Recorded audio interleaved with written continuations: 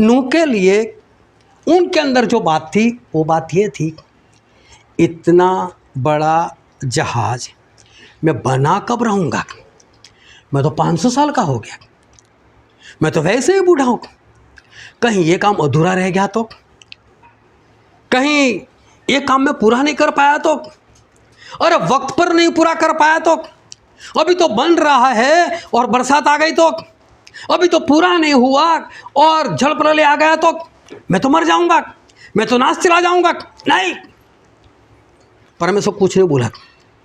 परमेश्वर कैसे करो, कुछ नहीं, बनाना शुरू बस। प्रेज लॉर्ड, जय मसीह की।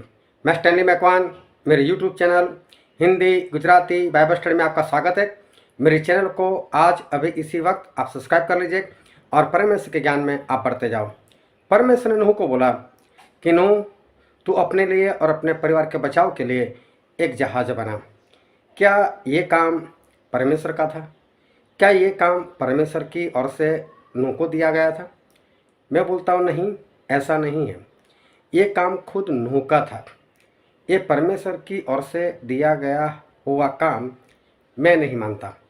क्यों ये काम परमेश्वर का दिया हुआ नहीं था लेकिन नूह का था? इसके पीछे क्या राज है?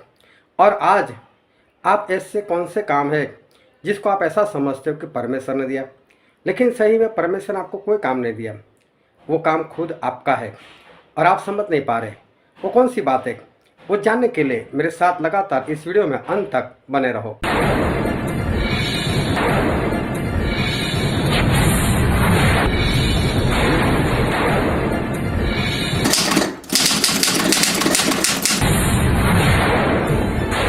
आओ परमेश्वर के वचन की ओर चले और बाइबल से भजन संहिता उसका अध्याय 90 और पहले वचन से लेकर 17 वचन तक।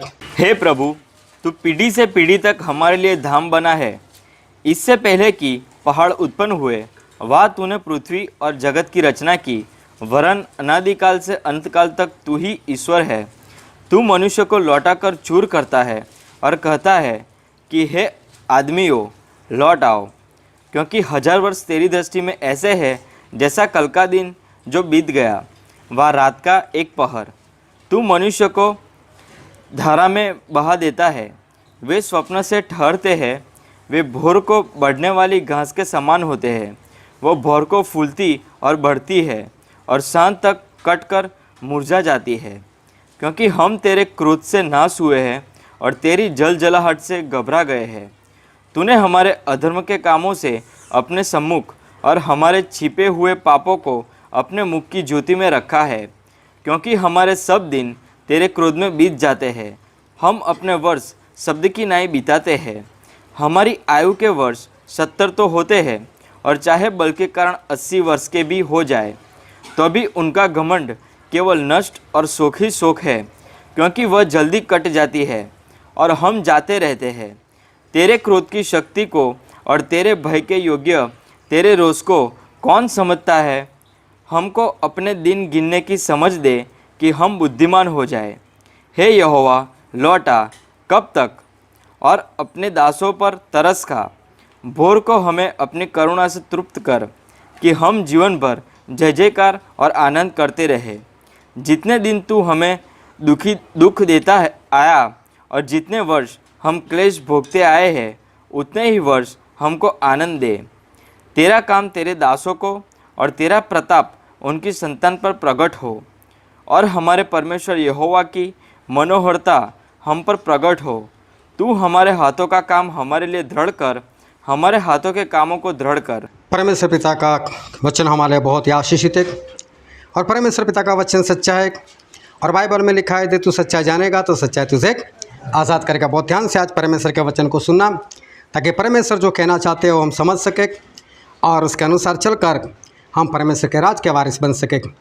हम उस ज़माने में प्रवेश कर चुके हैं कि चारों ओर मसीह लोगों की सतावट वो बढ़ रही है। कानूनी हम आज़ाद है, कानूनी रीति से हम मीटिंग कर सकते, हम आराधना कर सकते, हम हमारा विश्वास जाहिर कर सकते, प्रकट कर सकते, लेकिन फिर भी ये सारी आज़ादी हमारे हाथ में वो रही नहीं। आज मीटिंग जो है धीरे धीरे बंद हो रही है और आने वाले दिनों में हो सकता है 100% बंद हो जाए। एक गांव है, गांव का नाम है वारेजाक, और वहाँ पर भी हर हफ्ते संगति चलती थी और कभी कभी मैं भी वहाँ पर संगति के लिए मैं जाता था। मैं जब भी गया, मैं और अभिषेक हम दोनों साथ में वहाँ पर जाते थे और बहुत बढ़िया संगति होती थी। लेकिन एक बार किसी को पता चल गया कि यहाँ पर कोई मसीह के लोग आ रहे, यहाँ तो कोई मसीह है नहीं, तो फिर आते क्यों है।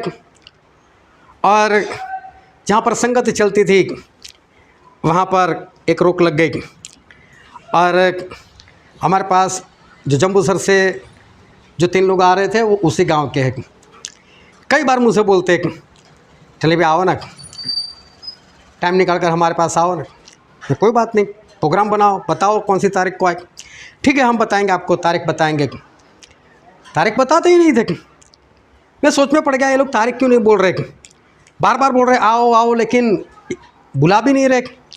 लेकिन परसों ही मेरी बात हुई और तब मुझे पता चला कि इनके पास में एक घर है और वो लोग पूरा इंतज़ार के साथ बैठे हैं।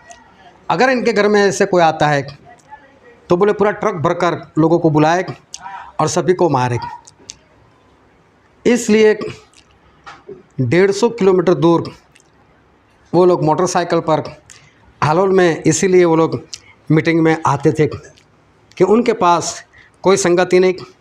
वहाँ पर तकरीबन 12 से 15 लोग ऐसे हैं जो बपतिस्मा के लिए पूरे तैयार बैठे हैं, लेकिन नहीं हो रहा है। डर भी है उनको, कहीं हमने किसी को बुला लिया, उनके साथ कुछ हो गया, कहीं हमारे साथ कुछ हो गया, और एक डर है। और सही में ये सारी बातें आज दुनिया में हो रही है। जो इल्यूमिनाटी नाम की जो शैतान की संस्था है, उनका प्रोग्राम था कि 2020 तक इस दुनिया में सब कुछ ख़त्म कर देना। सब कुछ ख़त्म कर देना मतलब दुनिया का अंत नहीं, उनका राज स्थापित करना 2020 तक। लेकिन आज 2025 अभी तक उनका राज नहीं आया और अब वो लोग सरेआम बोलते हैं कि हम लोग 10 साल पीछे हो गए, अभी हमारा काम 2030 में होगा और अभी हम लेट करना नहीं चाहते और लेट होना भी नहीं चाहते, और इसलिए वो लोग अपना काम वो 2030 में पूरा करना चाहते। पहले उन लोगों ने जो एजेंडा बनाया था उसका नाम रखा था एजेंडा 2020 और अभी वही एजेंडा, लेकिन अभी तारीख बदल दी, एजेंडा 2030 उन्होंने कर दिया। अभी आज का दिन समझो हम लॉकडाउन में होने वाले थे, लगने ही वाला था लॉकडाउन। और अगर आपको मालूम है वो HMP कोई वायरस बहुत फैलने लग गया था और चारों ओर उसकी चर्चा होने लग गई थी। लेकिन परमेश्वर का धन्यवाद कि कुछ लोग ऐसे जाग गए कि उन्होंने पूरा विरोध किया। आने तो दो हमारे देश में, हमारे राज्य में आने तो दो HMP को, हम HMP वायरस को भी देख लेंगे और लॉकडाउन करेंगे तो उनको भी देख लेंगे, जो आएंगे उसको मारेंगे बस। कुछ लोगों ने जो ये सारी बातें जान चुके कि सब कुछ नाटक है, उन लोगों ने विरोध किया और देखो वायरस भी ख़त्म हो गया उसकी बातें भी ख़त्म हो गई। बोला हम लॉकडाउन नहीं लगा सकते, वरना आज तक तो लॉकडाउन लग जाता। लेकिन कुछ लोग ऐसे जाग चुके जिनके कारण हम लोग बच गए। लेकिन फिर भी प्लान तो है उनका, किसी और तरह से लेकर आएंगे, लेकिन जो करना है वो तो करेंगे ही करेंगे। अभी इज़राइल वालों ने, इज़राइल का कभी मैप देखना, इतना छोटा है कि उसमें इज़राइल का आई भी नहीं आता, इतना छोटा है, लेकिन उन्होंने अपना एक नया मैप तैयार कर भेज दिया। और अखंड इज़राइल, हमारी भाषा में अखंड इज़राइल। और दाऊद और सुलेमान के वक्त में इज़राइल जितना बड़ा था वो मैप उन्होंने जाहिर कर दिया। बोले हम इज़राइल को ये बनाएंगे, मतलब जो आज दूसरे लोग हैं बोले हम सभी को मार देंगे और इज़राइल हम इतना बड़ा कर देंगे। यकीन ना आता हो तो गूगल पर सर्च मार कर देख लेना, पूरा मैप आएगा। एक बात और बताना चाहता हूँ, अखंड भारत का नाम सुना है, मोदी ने भी मैप जाहिर कर दिया अखंड भारत का। जो पहले था अफ़गानिस्तान, श्रीलंका, पाकिस्तान, बांग्लादेश, नेपाल, ये सब कुछ भारत में था। बोले हम भारत वैसे ही बना देंगे। और एक बात आपको बताऊं कि जिस तरह से यूके है, यूनाइटेड किंगडम, मतलब कुछ देश मिले हुए, United states of America, America एक खंड है, उसके कुछ देश मिले हुए, उसी तरह से एक नया बनने जा रहा है और वह है यूनाइटेड स्टेट्स ऑफ इंडिया। ना मालूम हो सर्च मार कर देख लेना कि अभी कुछ देश जो है वो ऐसे ही मिल जाने वाले हैं। और आज मेरे अंदाजे से 70 देश ऐसे हैं कि जिसमें भारत वाले बिना वीज़ा जा सकते, उनको वीज़ा लेने की आवश्यकता नहीं। पिछले दिनों में रशिया वालों ने भी बोल दिया कि भारत आ सकता है। यहाँ पर किस तरह वो मुझे नहीं मालूम, इसलिए मैं वो कहना नहीं चाहता, लेकिन समझ लो United States, United Kingdom, United Bharat, अखंड इज़राइल, ऐसे करते करते देश कम होते जाएंगे और एक दिन ऐसा आ जाएगा, one world, one nation, one government. तो यही तो है इल्यूमिनाटी का प्लान कि पूरा वर्ल्ड एक ही देश बन जाए, सभी जगह पर एक ही करेंसी हो, एक ही राजा राज करता हो और वो राज उन्हीं लोगों का हो, और वो राज करने वाला जो है वो मसीह का विरोधी है। क्या इस सारी बातों से आपको पता नहीं चल रहा है कि हम उस दिशा में आगे बढ़ रहे हैं जहाँ पर परमेश्वर के वचन का अकाल हमें सामने मिलेगा। परमेश्वर के वचन का अकाल, उस दिशा में हम लोग धीरे धीरे आगे बढ़ रहे और ऐसा दिन आएगा कि पवित्र आत्मा का काम बंद हो जाएगा, परमेश्वर के वचन का अकाल पड़ेगा, बाइबल हाथ में रहेगा नहीं, ना आपके मोबाइल में रहेगा। और उस वक्त लोग समुंदर से समुंदर तक, उत्तर से पूरब तक लोग परमेश्वर के वचन सुनने के लिए मारे मारे भागते रहेंगे, लेकिन उन्हें कहीं से भी परमेश्वर के वचन नहीं मिलेंगे। आज भी अगर इन वक्त में मैं देख रहा हूँ कि विश्वासी लोग, आत्मिक लोग और बहुत सारी समस्याओं में पड़े हुए, आज भी विश्वासी लोग, आत्मिक लोग जिनके पास भरपूरी है, जिनके पास बाइबल का वचन है, वो लोग समस्याओं में, बीमारियों में और भी कई बातों में वो लोग फंसे हुए। और आज जब मैं देखता हूँ तब मेरे अंदाजे से तकरीबन सभी लोगों के घर में कुछ न कुछ बीमारी वो चल रही है। तकरीबन सभी लोगों के घर में की बीमारी आज लोगों के घर में वो फैली हुई है। मैं ऐसा कहता हूँ, इतने अंतिम वक्त में आ जाने के बाद अभी भी अगर घर में बीमारियां है, और मैं कहता हूँ इसी बीमारी के साथ अगर आप वहाँ पर चले गए कि जब पवित्र आत्मा का काम बंद, जब एंटीक्राइस्ट खड़ा हो जाएगा, तो मैं बोलता हूँ उस वक्त क्या किसी को प्रार्थना से चंगाई मिलेगी? कि प्रार्थना से चंगाई बंद? क्या उस वक्त कोई आपके लिए प्रार्थना करने के लिए भी आएगा? अरे कोई आए ना आए छोड़ो, क्या आप लोग प्रार्थना करोगे तो अभी कुछ होगा? फिर भी तो कुछ नहीं होगा।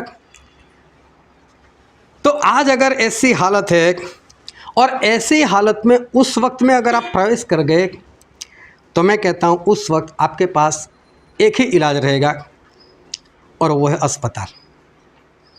आपको वहाँ पक्का जाना पड़ेगा। और वहाँ जाने के लिए एक समस्या और आएगी कि उसके लिए यहाँ सर पर या तो दाहिने हाथ पर एक मुहर लेनी पड़ेगी। उसके बिना अस्पताल में कोई आपको लेकर नहीं जाएगा, कोई दवाई नहीं मिलेगी। और अगर किसी ने ये मुहर ले ली, ये निशान ले लिया, तो उसके बाद क्या? फिर तो सारी बातें ही ख़त्म है। फिर तो इंसान कुछ कर ही नहीं सकता। फिर तो सारी बातें उसके जीवन से ख़त्म हो जाएगी। मैं ऐसा कहता हूँ, ऐसे माहौल में हम आ चुके हैं। आज जितने लोग लगातार मीटिंग में आ रहे हैं उनको मालूम है कि पहले हम किस तरह से मीटिंग करते थे और आज किस तरह से मीटिंग कर रहे हैं। तो देखो, अभी जिस तरह का माहौल चल रहा है, तो मैं बोलता हूँ कि हम सभी का लक्ष्य क्या होना चाहिए, हम सभी के जीवन का मतलब क्या होना चाहिए, हमारे सभी के जीवन का एक लक्ष्य होना क्या चाहिए और लक्ष्य है क्या। आज भी, अभी भी है तो भरपूरी का ही वक्त, अभी भी भरपूरी ख़त्म नहीं हुई। अकाल आएगा तब की बात तब है, पास में है, लेकिन उससे पहले तो भरपूरी आज भी है। पिछले दिनों में एक बात बताई थी कि बच्चों को लेकर मीटिंग करेंगे। क्या बच्चों को लेकर मीटिंग हुई? नहीं हुई। क्या जिनके बच्चे हैं, क्या वो परमेश्वर के दास के पीछे पड़े रहे, जल्दी करो जल्दी करो, ये वक्त है ये वक्त है? नहीं हुआ। चलो वो छोड़ो। मैंने एक बात बताई कि जिनकी आंखों में नंबर है उनके लिए स्पेशल प्रार्थना करते। सभी ने बोल दिया मेरे लिए करना, मेरे लिए करना। किसी ने ये बोला कि हम वक्त निकालेंगे, किसी ने ऐसा बोला चलो इस दिन हम इकट्ठा होते, इस दिन ये प्रार्थना करो। अभी भी ये सारी बातें तो सामने से हो रही है, मतलब है तो भरपूरी, लेकिन जिनको चाहिए, जिनको ज़रूरत है, क्या उन लोगों ने इस भरपूरी का फ़ायदा उठाया? मैं कहता हूँ लक्ष्य क्या होना चाहिए और लक्ष्य है क्या। एक वचन पढ़ते हैं बाइबल में, प्रेरितों के काम उसका 2 अध्याय और वचन 42।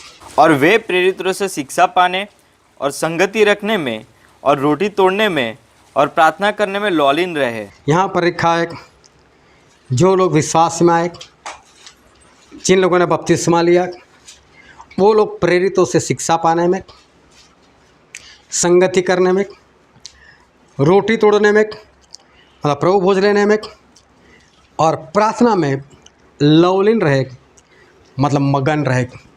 बस यही काम है हमारा। हम मसीह में आ गए, यही काम है। लक्ष्य बना दिया उन लोगों ने अपना, प्रेरितों से शिक्षा पाने का लक्ष्य, संगति करने का लक्ष्य, प्रभु बोध लेने का लक्ष्य, लगातार प्रार्थना में रहने का लक्ष्य, ये लक्ष्य उन्होंने बना दिया। उस वक्त तो अच्छा था, भरपूरी शुरू हुई थी, लेकिन हम तो उस वक्त में जब भरपूरी ख़त्म होने वाली और अभी तो अकाल का वक्त आने वाला है, उन लोगों ने ये लक्ष्य बनाया। तो मैं बोलता हूँ हमारा लक्ष्य क्या होना चाहिए?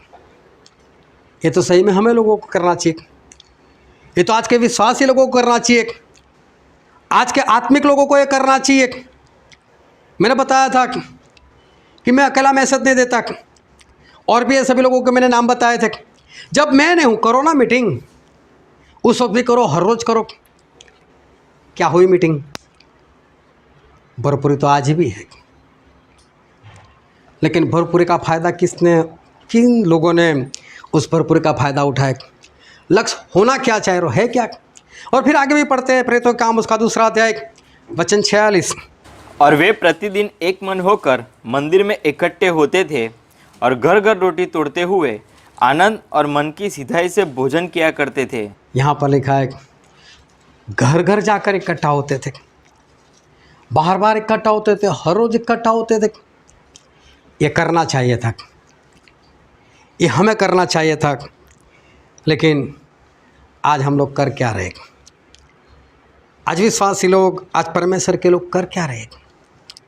प्रभु उसने बोला कि मेरा आना एक राजा के साथ, उन्होंने तुलना की कि राजा के बेटे की शादी का खाना रखा हुआ था और खाने में एक इंसान ऐसा आ गया था जिसने कपड़े नहीं पहने थे, शादी वाले कपड़े, और वो कपड़ा वो तो आज्ञाकारी, परमेश्वर के वचन की आज्ञाकारी दर्शाता है। क्या ये कपड़े पहनना वो हमारा काम नहीं है?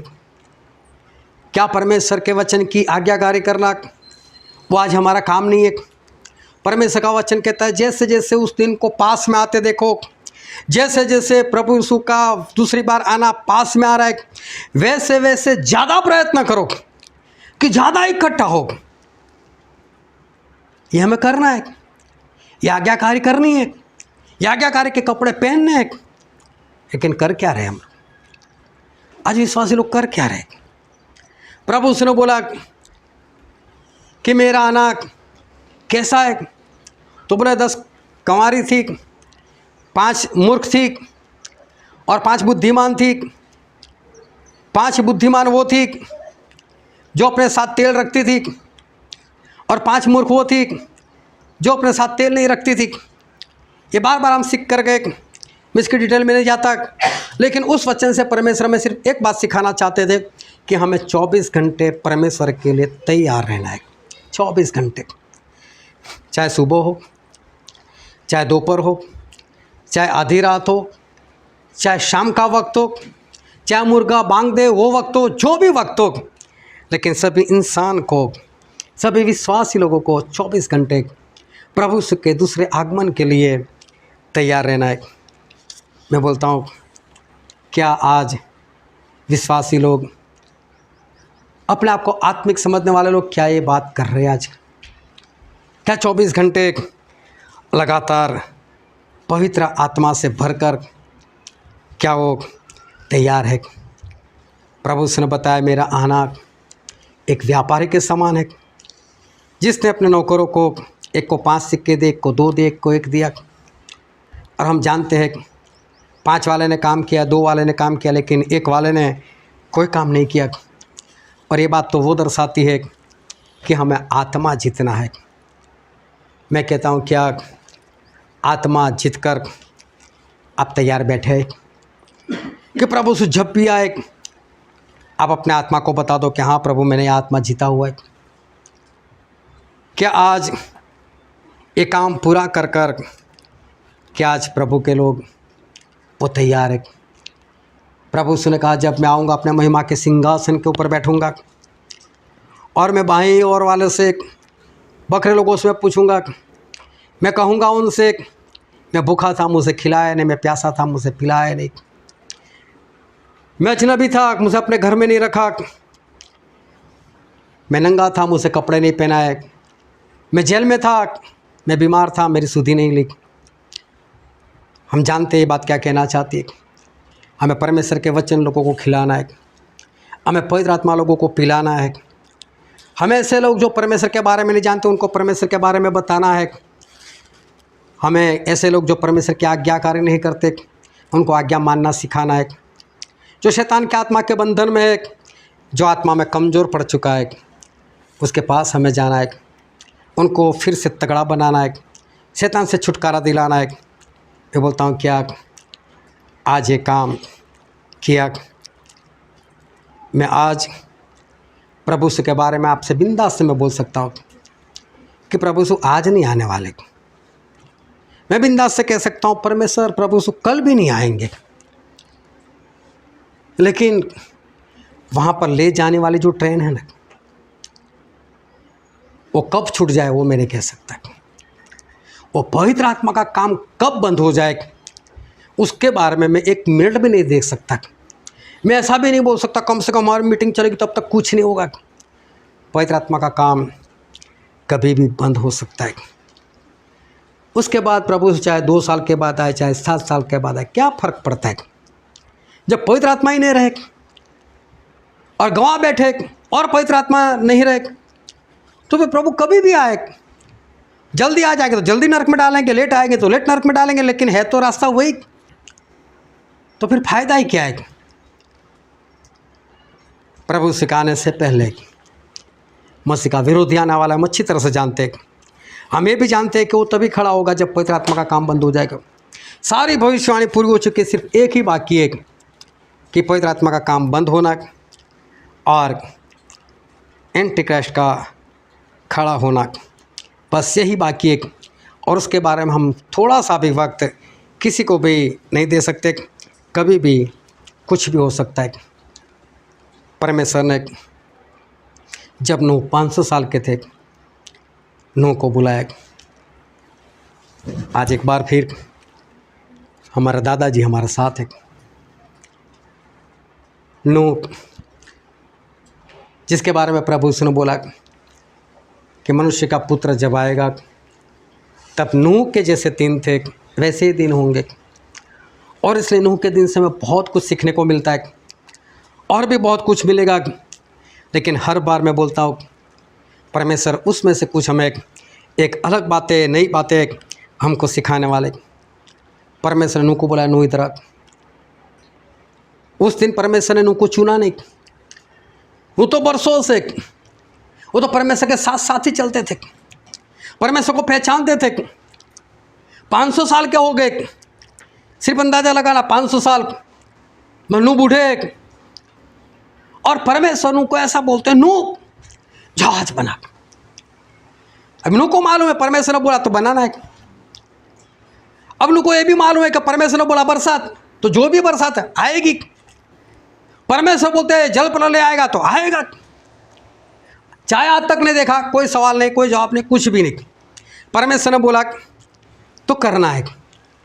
और परमेश्वर ने नाप भी दे दिया, 450 फीट लंबा, 75 फीट चौड़ाई और 45 फुट ऊंचाई, 3 मंजिला, ऊपर एक खिड़की, नीचे एक दरवाज़ा। बस इस तरह से अपने लिए जहाज बना ली।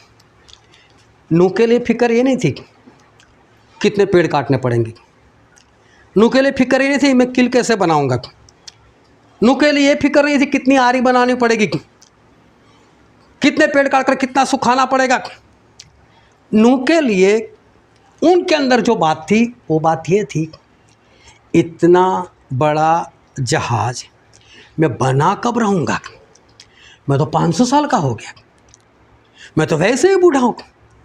कहीं ये काम अधूरा रह गया तो, कहीं ये काम मैं पूरा नहीं कर पाया तो, अरे वक्त पर नहीं पूरा कर पाया तो, अभी तो बन रहा है और बरसात आ गई तो, अभी तो पूरा नहीं हुआ और जल प्रलय आ गया तो मैं तो मर जाऊंगा, मैं तो नाश चला जाऊंगा।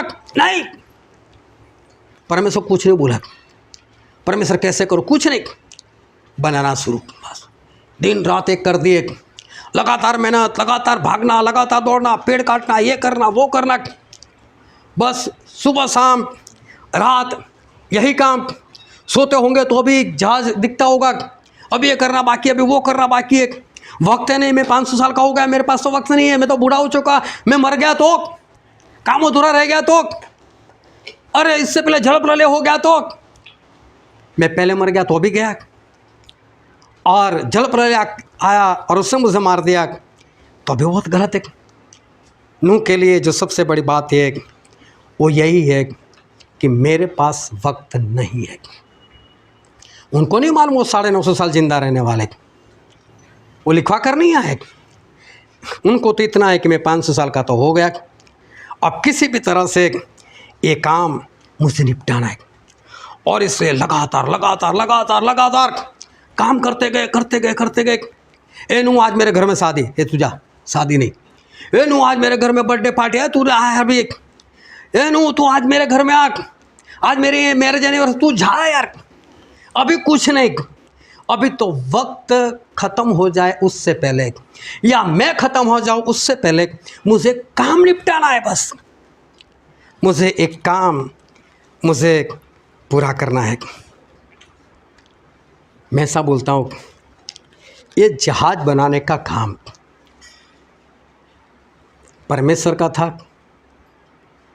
या परमेश्वर ने नूह को दिया था?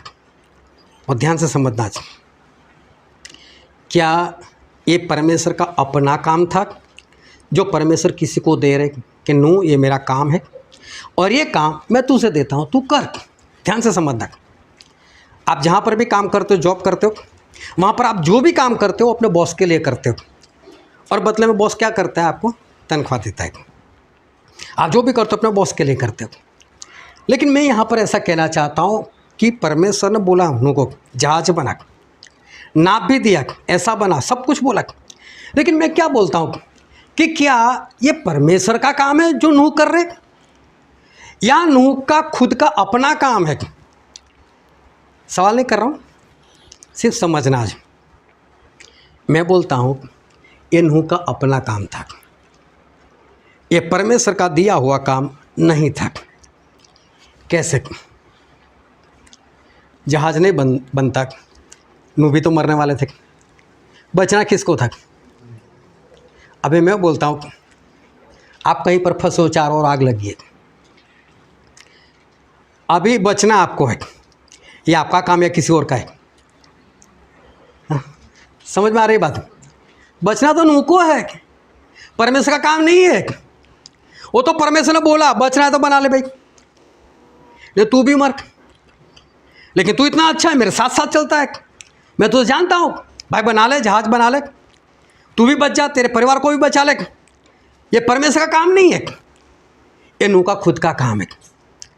आज परमेश्वर ने आपको कोई काम नहीं दिया, जो भी काम आपके पास है वो आप अपने बचाव के लिए आपको करना है, आपके बचने के लिए करना है।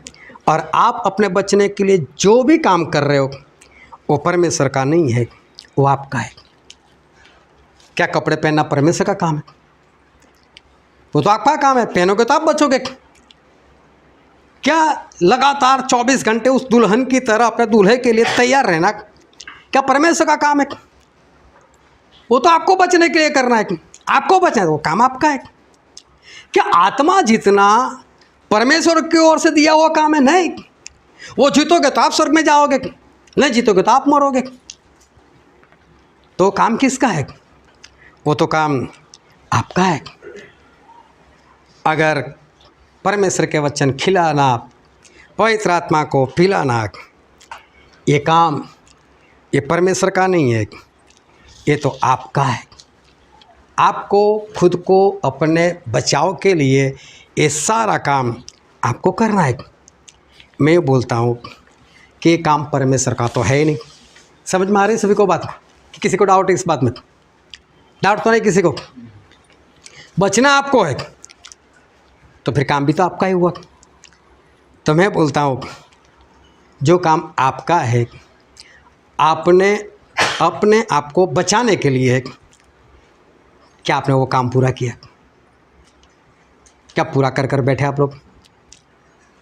क्या हाँ चलो एक बार जहाज बन जाए, एक बार में अंदर घुस जाओ, फिर कुछ नहीं करना है।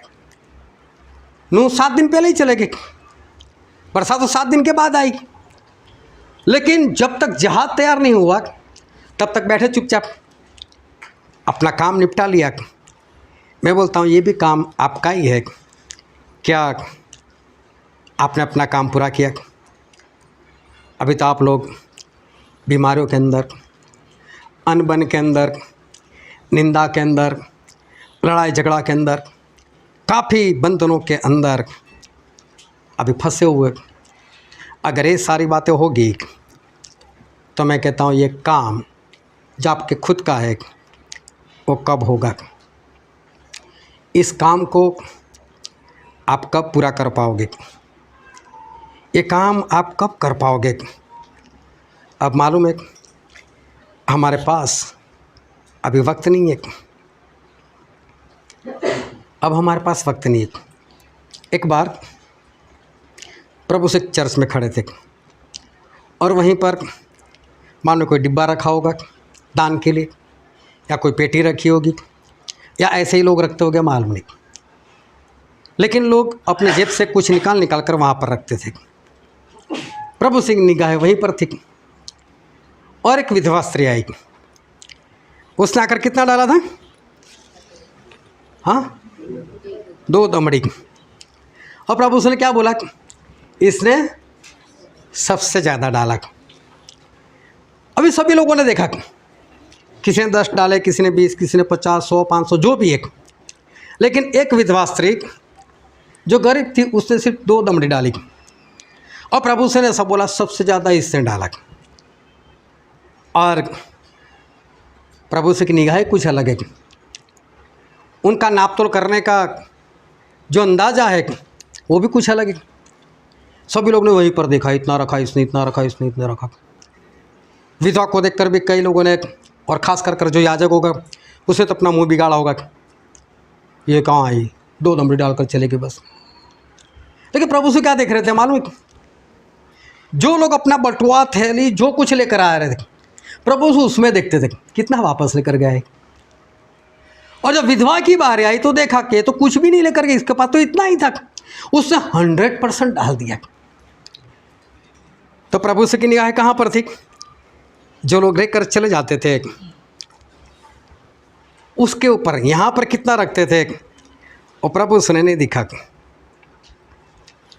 और प्रभु उसका नाप करने का अंदाज़ा कुछ अलग है। मैं आज आप लोगों से कुछ पूछना चाहता हूँ, है ना? चलो किसको पूछूं? चलो राहुल भाई आप खड़े हो जाओ। कितने साल के हो गए? 42। कितने बाकी अभी?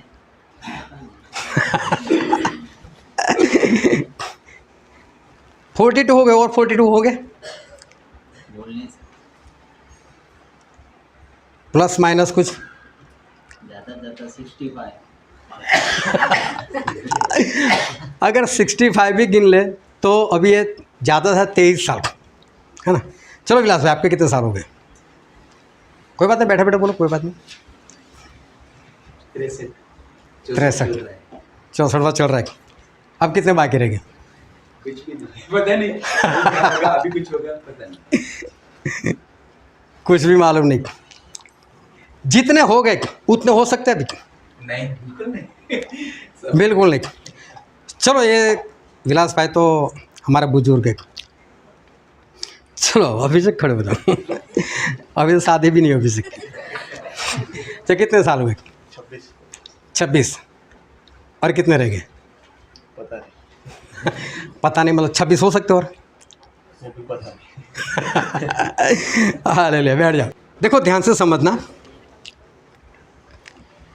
चाहे विलास भाई के 63 चले गए, चाहे अभिषेक के 26 चले गए, चाहे राहुल भाई के 42 चले गए, वो काम के रहे हमारे, चले ही गए ना। वो तो जो चले गए वो काम के रहे, वो तो काम के है ही नहीं।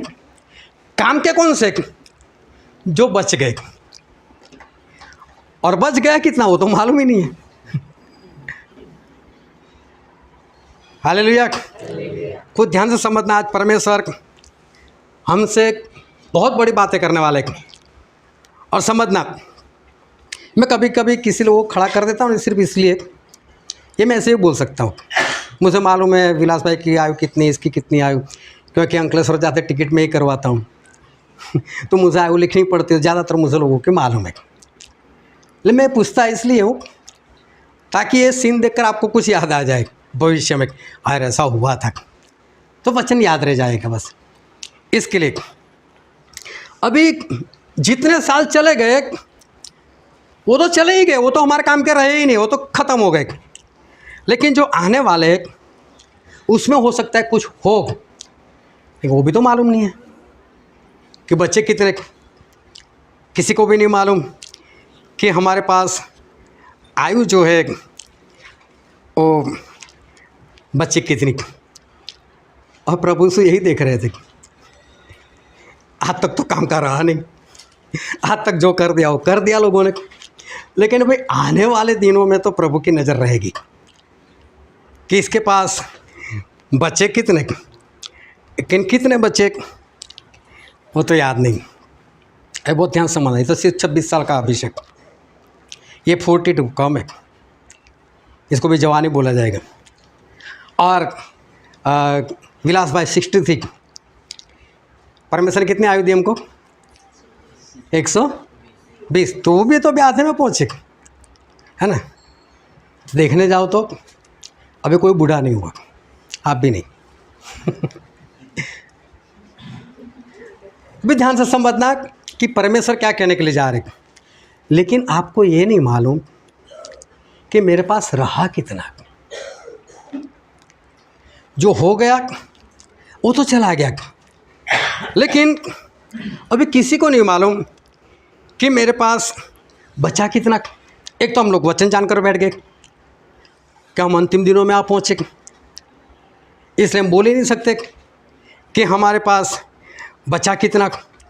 और परमेश्वर वो तो लोग दान डाल रहे थे, तो वो तो वही देख रहे थे कि लोग अपने पास कितना लेकर जा रहे। अभी मैं बोलता हूँ, रेखा आंटी आपकी आयु कितनी हो गई? 64। ये 64 साल कटने में कितना वक्त लगा? बहुत साल लगे। कितने?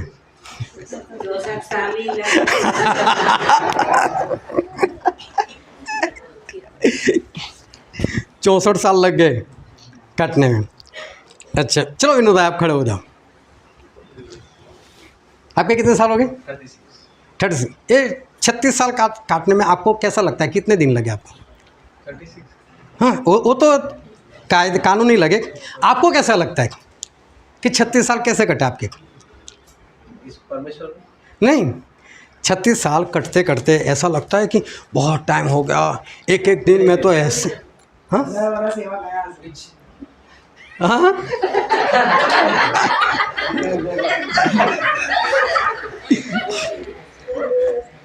लगन પછી ની વાત કરે। चलो बताओ। ના એવું નહીં લાગ્યું, જતા જ રહેવાય એવું। हाँ जैसे चले गए तेरे 26 साल चले गए। ऐसे ही। हाँ हमारा जो बीता हुआ कल है ना, हम पीछे देखते। मैं एक बार, ये बिनू छोटी थी, मैं इसको स्कूल में छोड़ने के लिए गया। मेरे साथ पढ़ता हुआ एक लड़का मुझसे मिल गया। यार हम तो यहाँ पर पढ़ते थे, अभी बच्चों को रखने के लिए आने लग गए। अभी तो कल तो जैसा हम यहाँ पर पढ़ते थे और आज बच्चों को भी रखने के लिए चले गए। बस ऐसे दिन चले जाते जैसे पता नहीं चलता। ऐसे लगता है कि बस एक ही दिन हुआ और इतने सारे साल चले गए। किसी के 60 चले गए, किसी के 64 चले गए, किसी के 26 चले गए, किसी के 42 चले गए। ऐसे लगता है कि हमारे दिन बहुत जल्द कट गए। और जो वचन आज हमने पढ़ा था वचन संहिता उसका 90 और पढ़ो तो उसका 10 वचन। हमारी आयु के वर्ष 70 तो होते हैं और चाहे बल के कारण 80 वर्ष के भी हो जाए तो भी उनका घमंड केवल नष्ट और शोक ही शोक है, क्योंकि वह जल्दी कट जाती है। हालेलुया। दोनों हाथ उठाकर बोलो हालेलुया। अभी ध्यान से समझो, ये तो मूसा बोल रहे। ऊपर देखना मूसा की प्रार्थना ऐसा लिखा है। और मूसा ऐसे कह रहे कि हमारे बीते हुए दिन चाहे 70 80 जितने भी साल हो वो तो ऐसे ही कट गए। बोले फटाफट से कट गए। हालेलुया। मनीषा में सच्ची बात नहीं। हाँ कट गए हमारे साल, अचानक से कट गए। ऐसे लगता है कि जैसे अभी अभी तो हम पैदा हुए थे, अभी तो स्कूल में खेलते थे, अभी तो गोटियाँ खेलते थे, क्रिकेट खेलते थे, मालूम नहीं। और अभी तो कहाँ पर हम लोग पहुँच गए। अभी अभी तो ये सब कुछ चल रहा था। और मूसा बहुत स्पष्ट बोलते। और मूसा के बारे में परमेश्वर ने ऐसा बोला था, ऐसा भविष्यवक्ता आज तक पैदा नहीं हुआ। उन्होंने झूठ नहीं बोला। हमारे आयु ऐसे ही चली जाती है फटाफट। फिर उसका 39 अध्याय निकालो तो वचन संहिता 39 और उसका 5वां वचन। देख तूने मेरे आयु मुट्ठी भर की रखी है और मेरी अवस्था तेरी दृष्टि में कुछ है ही नहीं।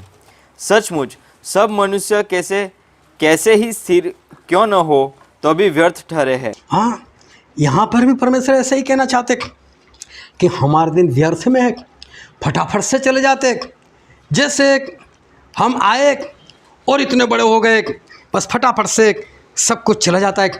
फिर पढ़ते उसका 102 अध्याय वचन संहिता 102 और वचन 3। क्योंकि मेरे दिन धुएं के नाई उड़ जाते हैं और मेरी हड्डियाँ लुकटी के समान जल गई है। यहाँ पर लिखा है धुएं के समान हमारे साल। धुआं अभी अभी दिखता है और अचानक खत्म हो जाता है। बोले हमारी बीती हुई आयु ऐसे खत्म हो जाते हैं, चले जाते हैं बहुत स्पीड में, धुएं के नहीं हमारी आयु खत्म हो जाती। फिर आगे पढ़ो उसका 11वां वचन। मेरी आयु ढलती हुई छाया के समान है और मैं आप घास की नाई सूख चला हूँ। यहाँ पर लिखा है ढलती हुई छाँव। बस सूरज जब डूबने लग जाता है उस वक्त हमारी परछाई फटाफट से लंबी होकर ख़त्म हो जाती है। बोले इस तरह से हमारी आयु खत्म हो गई, बोले फटाफट से हमारे दिन निकल गए। फिर आगे पढ़ते उसका 103 अध्याय और वचन 15।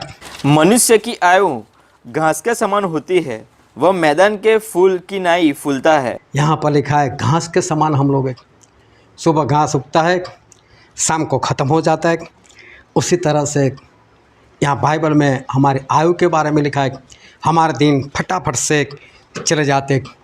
एक जगह पर नहीं, हमने कम से कम 5 जगह पर पढ़ा कि हमारी आयु फटाफट, हमारा दिन फटाफट ख़त्म हो जाते। हालेलुया। सब मानते हो कि नहीं कि हमारी आयु फटाफट ख़त्म हो जाती है? जो पीछा हो आप, है ना। अभी मैं बोलता हूँ आने वाले दिन धीरे धीरे आएंगे। अभी जब पीछे वाले इतने स्पीड में चले गए तो आने वाले भी वही स्पीड से चले जाएंगे ना, आया ना। मैं बोलता हूँ आपके 64 साल हो गए, आपके 63 साल हो गए, आपके 42 हो गए, 26 हो गए, ये फटाफट चले गए और आपको ये भी नहीं मालूम कि अभी और कितने बाकी हैं, तो वो भी फटाफट नहीं चले जाएंगे। काम करो ना पूरा। तो काम क्यों नहीं करते? बैठे क्यों रहे हो? जब इतनी जल्दी आयु खत्म हो रही है हमारी।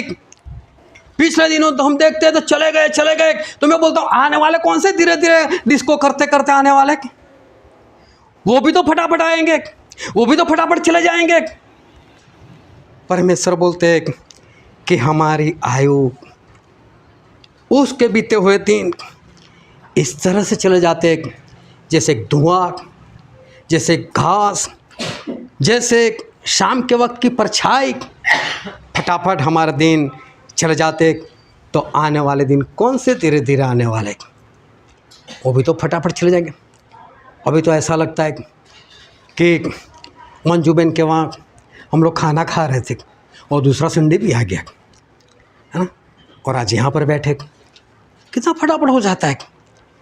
फटाफट से हमारे दिन चले जाते हैं तो आने वाले दिन भी इसी तरह से चले जाएंगे। मैं बोलता हूँ और बाइबल ऐसा कहता है, मूसा ऐसे बोलते हैं कि हमारी आयु बीता हुआ कल फटाफट चला जाता है। उसी तरह से आने वाले दिन भी कैसे चले जाएंगे? फटाफट से चले जाएंगे। इस बात को आज दिमाग में रख कर जाना कि पिछली आयु तो फटाफट से ख़त्म हो गई, आने वाले भी फटाफट से ख़त्म हो ही जाएगी। और जो वचन हमने पढ़ा था वचन संहिता उसका 90 और उसका 12 वचन पढ़ो। हमको अपने दिन गिनने की समझ दे कि हम बुद्धिमान हो जाए। हमें हमारे दिन गिनने की समझ दो कि हम बुद्धिमान हो जाए। हम हमारी आयु को गिन सके, हमारे दिन को गिन सके, ऐसी समझ दो। और ये दिन गिनने की समझ जिसके अंदर आ गई, परमेश्वर उसे बोलते हैं बुद्धिमान। हालेलुया।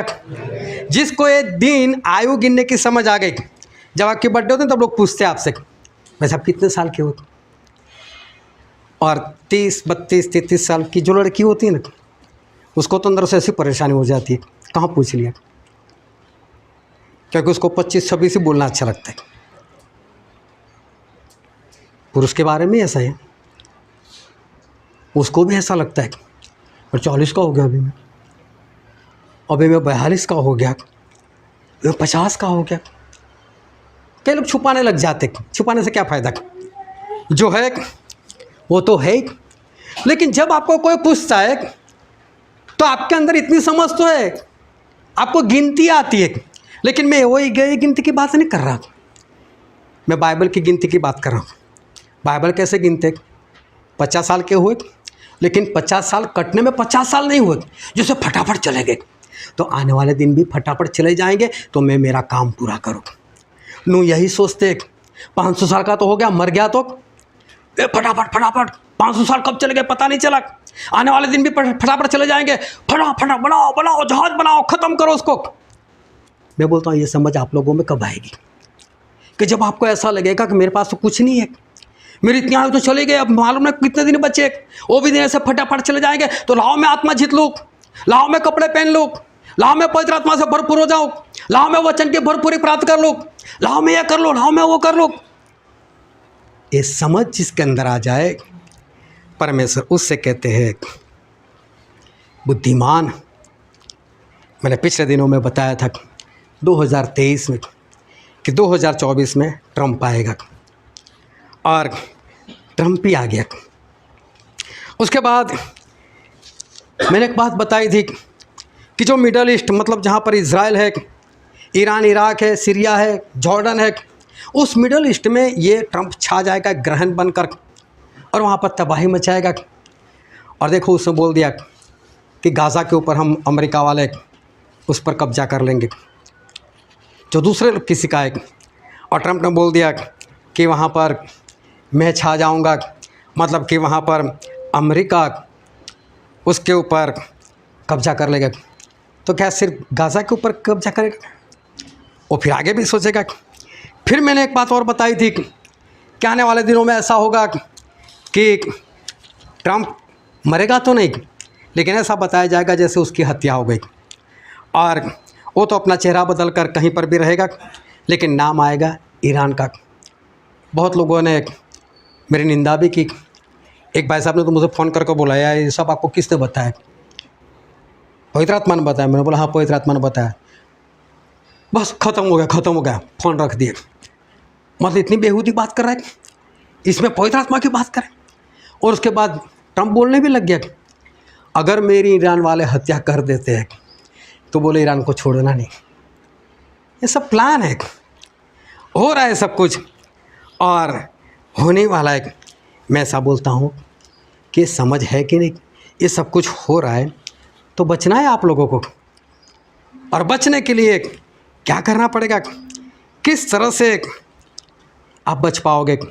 बचने के लिए एक ही है कि जो काम है उस काम को पूरा करना है। लेकिन आप लोग ऐसा समझते हो अभी मेरे पास बहुत वक्त है। हालेलुया। जब आपसे सवाल पूछे जाते हैं तब आप बिंदास से बोल देते हो। 26 साल का लड़का भी बोल रहा है मालूम नहीं कितना वक्त है, 64 साल के भी बोल रहे हैं मालूम नहीं कितना वक्त है। लेकिन मैं तो बोलता हूँ ये सिर्फ आप जब कोई पूछता है तब आप इतना बोलते हो। आपके दिमाग में ये बात नहीं है। आपके दिमाग में तो सही तो ये भरा हुआ है अभी मैं नहीं मरने वाला, अभी प्रभु यीशु नहीं आएंगे, अभी तो बहुत देर है, अभी तो बहुत टाइम बाकी है, अभी तो बहुत कुछ होने वाला है। अगर आपके दिल में ये बात ना होती जैसी मैं बोल रहा हूँ तो मैं बोलता हूँ आज तक आपने अपना काम निपटा लिया होता। लेकिन काम निपटा नहीं लिया, इसका मतलब आपके अंदर अभी भी सोच है कुछ नहीं होगा, कल प्रभु यीशु नहीं आएंगे। आप ऐसा समझते हो अभी भी मेरे पास बहुत वक्त है। लेकिन मूसा ऐसा कहते कि परमेश्वर हमें ऐसी समझ दो कि हम ये गिनती को गिन सके। वो आयु गिनती की बात नहीं कर रहे, वो ये समझाने की बात करके दिन है ही नहीं मेरे भाई, कोई लिखा कर नहीं आया।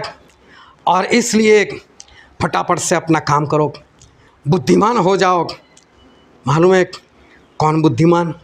जिससे ये अकल आ जाए कि दिन की गिनती कैसे करनी है। जल्दी दिन चले जाते, आने वाले दिन भी जल्दी चले जाएंगे, फटाफट अपना काम निपटा लो, वो है बुद्धिमान। क्या आप लोगों को पता चल गया बुद्धिमान मतलब कौन? बुद्धिमान मतलब वो जो ऐसा समझता है फटाफट मेरे दिन चले गए, आने वाले भी फटाफट चले जाएंगे, फटाफट काम करो। ये कौन है? ये बुद्धिमान। हालेलुया। तो मूर्ख कौन? मूर्ख का मतलब ये है चाहे दिन ऐसे चले गए कोई बात नहीं, आने वाले दिन तो शांति से आएंगे। अभी तो बहुत लंबा मुझे जीना है, अभी तो प्रभु सुनी आएंगे, अभी तो वक्त ही वक्त है। बैठे रहो, अभी तो कुछ करने की ज़रूरत नहीं है। मालूम है परमेश्वर ने यशायाह को बोला, जा जाकर हिजकिय्याह को ऐसा बोल दे कि हिजकिय्याह तेरे घर का बंदोबस्त कर ले। मतलब वसीयत लिखनी तो लिख दे, तू तो मरने वाला है। तो मरने से पहले क्या करना होता है? कुछ काम करना पड़ता है। मरने से पहले सब कुछ बंदोबस्त कर लेना पड़ता है। आपके पास घर है, आपके पास सोना चांदी है, बैंक बैलेंस है, जो भी है, मरने से पहले इंसान क्या करता है? निपटा कर मर जाता है। ये इसको देना, ये इतना इतना देना, इसको ये करना, इसको वो करना। और जो लोग नहीं कर जाते हैं ना, बाद में उसकी संतान बहुत पछताती है, मेरा बाप इतना कर करने गया, बंदोबस्त कर करने गया, आज मुझे भुगतना पड़ता है। अपने घर का बंदोबस्त मतलब काम, उसको पूरा करना है। और ये है एक बुद्धिमान व्यक्ति जो काम निपटा लेता है। लेकिन मूर्ख कौन है? अभी ध्यान से समझ लेना। जो ऐसा सोचता है दिन धीरे धीरे आएंगे, मेरे पास बहुत वक्त है, प्रभु यीशु भी नहीं आएंगे, कर लूँगा काम, कल छोड़ दूँगा, परसों करूँगा, नरसों करूँगा, ये जो भी ऐसा समझते, ये सारे मूर्ख हैं। ये मैं ही कहता हूँ क्योंकि ऐसा बाइबल में लिखा है। एक इंसान था, उसने फसल लगाई, बहुत सारी फसल आई, बहुत सारी फसल आई, और वो सोचने लगा इतनी फसल का क्या करूँ? बोले कोई बात नहीं, बड़े बड़े गोदाम बनाऊँगा, बड़े बड़े गोदाम बनाकर उसमें ये सारी फसल जो है वो मैं उसमें रख लूँगा, और फिर मैं अपने प्राण से कहूँगा, हे मेरे प्राण चैन कर, बहुत वक्त है, बहुत समय के लिए, बहुत वर्षों के लिए तेरे पास बहुत कुछ रखा है। ये क्या समझता था? मेरे पास बहुत साल है। हालेलुया। चलो ये वचन पढ़ लो, लूका उसका 12वां अध्याय वचन 19। और वहाँ अपना सब अन्न और संपत्ति रखूँगा और अपने प्राणों से कहूँगा, हे प्राण, तेरे पास बहुत वर्षों के लिए बहुत संपत्ति रखी है, चैन कर, खा पी, सुख से रह। हालेलुया। ये क्या बोल रहा है? बहुत साल पड़े, हे मेरे प्राण, बहुत सालों के लिए बहुत कुछ तेरे पास है, और इसलिए तू क्या कर? चैन कर। देखो ध्यान से समझना, चैन कर। चैन कर का मतलब बैठ भाई, शांति से बैठ, चैन से बैठ। ए नू पागल हो गया है क्या? अरे यार तेरा दादा अभी जिंदा है, कितने बूढ़े वो जी, तू कौन सा मरने वाला है? ओ नू तेरे पास बहुत वक्त है, बैठ शांति से। नू बोलता है नहीं भाई मेरे पास वक्त नहीं है। चैन कर मतलब काम मत कर भाई, अभी बैठा रहे। एक सिक्के वाला यही समझ रहा, अभी कौन सा मालिक आने वाला है, चैन कर भाई, बैठो शांति से, अभी तो बहुत वक्त पड़ा है। और अचानक से मालिक की एंट्री हो गई। ये बोल रहा है बहुत सालों के लिए बहुत कुछ तेरे लिए पड़ा हुआ है, चैन कर। मतलब बिंदास से रहे, कुछ कर मत, कोई काम मत कर, चैन से रहे, खा पी, मतलब ऐश कर। तो खा पी ऐश कर, तुझे कुछ करने की जरूरत नहीं है। और आगे पढ़ो तो उसका 20 वचन। परंतु परमेश्वर ने उससे कहा, हे मूर्ख, इसी रात तेरा प्राण तुझसे ले लिया जाएगा, तब जो कुछ तूने इकट्ठा किया है वह किसका होगा? Hallelujah, hallelujah. दोनों हाथ उठाकर को हालेलुया।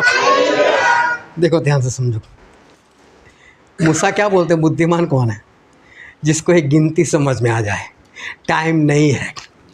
और एक बोलता है मेरे पास बहुत टाइम है, मेरे प्राण खा पी, चैन कर, बहुत सालों के लिए बहुत कुछ तेरे पास पड़ा है। और परमेश्वर उसको क्या बोलते हैं? हे मूर्ख। समझ में आई बात? किसके पास ज़्यादा वक्त है? अभी कोई नहीं बोलेगा ना। जो ऐसा समझता है बहुत टाइम है, अभी कुछ नहीं होगा, और परमेश्वर कहते हैं हे मूर्ख। उससे कहा गया, हे मूर्ख। मेरी सास 77 साल की होगी, 77। परमेश्वर कहते हैं कि हमारी आयु 70 साल की, और बल के कारण 80, 7 बोनस में हो गए। 70 तो हो ही गए, 7 और हो गए। बीच में बीमार हो गए, मुझे बोला स्टैनली मैं जाऊंगी। मैं सोचा कोई बात नहीं, जाना तो है ही। लेकिन लड़कियां बोलने लगी, ए मम्मी अभी मरना है बस, नहीं अभी अभी 77 साल हुए, अभी मरना है। सबको जीवन चाहिए, अभी मत मरो, अभी मत मरो। क्या किसी को बोलने से कोई रुक जाएगा? कैसा होगा? कोई नहीं चाहता कि कोई मर जाए। पिछले दिनों मिलन का मुझसे फ़ोन आ गया, बोले अंकल जल्दी प्रार्थना करो। मैं समझ गया कि दादा के बारे में देख लिया होगा, जाए ऐसा ही है, एंड टाइम पर कहीं स्वर्ग में चले जाए तो प्रार्थना करते करते मैंने भी प्रार्थना करी, परमेश्वर इसके पाप मैं भी क्षमा करता हूँ, आप भी क्षमा करो, ले लो इनका आत्मा को। बोले फिर वहीं पर भी आ जाना अस्पताल। मैं अस्पताल भी पहुँच गया। इसकी मम्मी ने मुझे पकड़ लिया, बोले नहीं आप उनके पास में ही खड़े रहो, अभी आईसीयू में किसी को जाने ना दे। बोले ना आप उनके पास में ही खड़े रहो, उनको ऐसा है स्टैनली भाई बहुत पवित्र है, उनके पास जाकर खड़े रहेंगे तो नहीं मरेंगे, सब अच्छा हो जाएगा। परमेश्वर भी मेरे बढ़िया है, मेरी इज्जत तो रखते ही है। मैं वहाँ पर गया, दोपहर से पेशाब नहीं हो रहा था, उनका पेशाब शुरू हो गया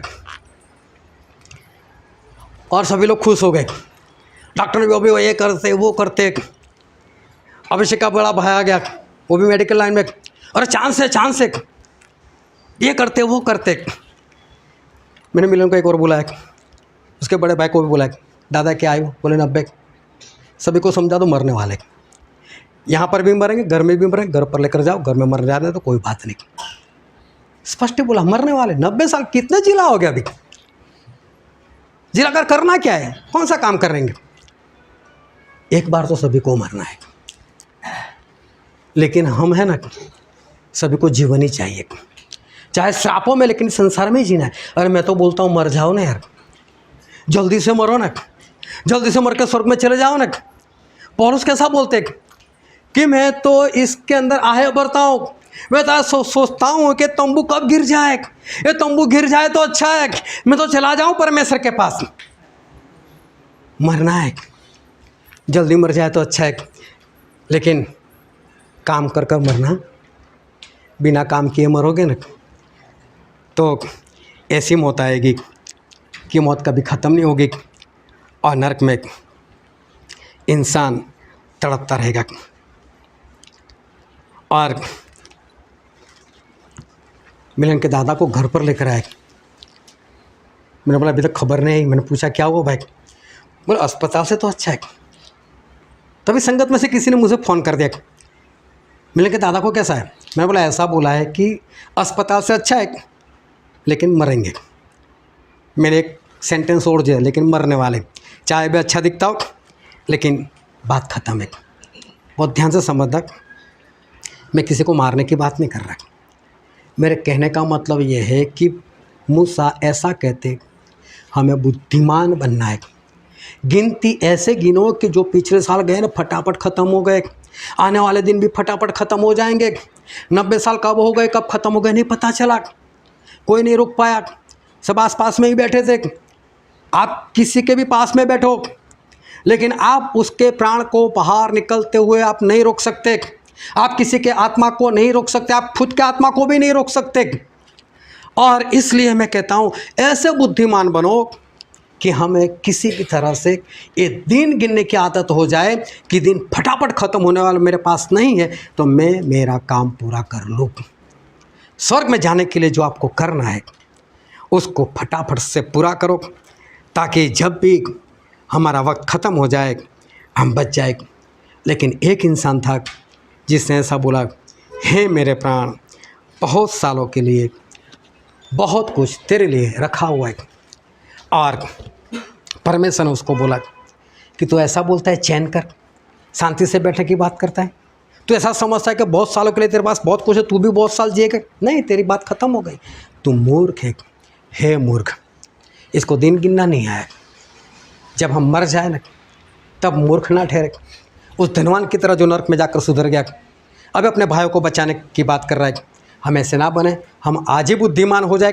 अपने दिन गिनना सीखो कि हमारे पास वक्त नहीं है, जो भी कर रहे हैं आज निपटा लो, जो भी आत्मा जीतना है आज ही कर लो, मत बैठो। लेकिन अपना स्वर्ग पक्का कर कर बाद में मर जाओ, कोई बात नहीं। लेकिन उससे पहले मर गए तो बात ख़त्म है। लेकिन मरना तो है ही, लेकिन ऐसे दिन गिनो कि आपको पता चले कि अब मेरे पास वक्त नहीं है। अगर आप बुद्धिमान हो तो आज से आप अपना काम पूरा करोगे, और अगर मूर्ख ठहरोगे तो आप नरक में चले जाओगे। हालेलुया। आओ हम सभी अपनी आंखों को बंद करें, अपने मस्तकों को प्रभु यीशु के आगे झुकाए। मेरे प्रियो, ये वक्त है कि हम अपने आप को जांचें, ये वक्त है कि हम अपने आप को परखें। आज परमेश्वर अपने वचन से ही कहने के लिए जा रहे कि हमारे पास वक्त नहीं है। मूसा कहते हैं कि एक धुएं के माफिक, एक घास के समान हमारे दिन ख़त्म हो जाते, चले जाते। हमको हमारे दिन गिनने की समझ दो कि हम बुद्धिमान हो जाए। आपके जितने भी साल है वो बहुत जल्द ख़त्म हो गए, और आने वाले दिन भी इसी तरह से बहुत जल्द ख़त्म हो जाएंगे। कहीं ऐसा ना हो कि आप इंतज़ार करते रह जाओ और परमेश्वर का काम आपके बचने के लिए जो है वो आप पूरा ना कर सको और वक्त ख़त्म हो जाए। वो मूर्ख इंसान था जो ऐसा बोल रहा था, चैन कर हे मेरे प्राण, चैन कर, बहुत सालों के लिए बहुत कुछ तेरे लिए रखा हुआ है, खा पी। मैं बोलता हूँ ये मूर्ख ऐसा बोलता है। आपके पास वक्त नहीं है, आपके पास थोड़ा भी वक्त नहीं है, ये एक समझ है। और बुद्धिमान यही सोचता है और इसलिए वो काम अपना तुरंत निपटा लेता है। आज आप यही काम करो, बुद्धिमान हो जाओ। स्वर्ग जाने के लिए जो करना है उसको आज निपटा लो, ताकि आप स्वर्ग राज के वारिस बनो। कहीं उस मूर्ख के समान ना हो जाए, हमेशा सोचते रहे कि हमारे पास बहुत साल है और हम ख़त्म हो जाएगी। और इसलिए आज बुद्धिमान बनो और अपने दिन गिनना सीखो। ये वचन समझने के लिए, ग्रहण करने के लिए, उसके अनुसार चलने के लिए प्रभु की कृपा हम सभी पर होने पाए।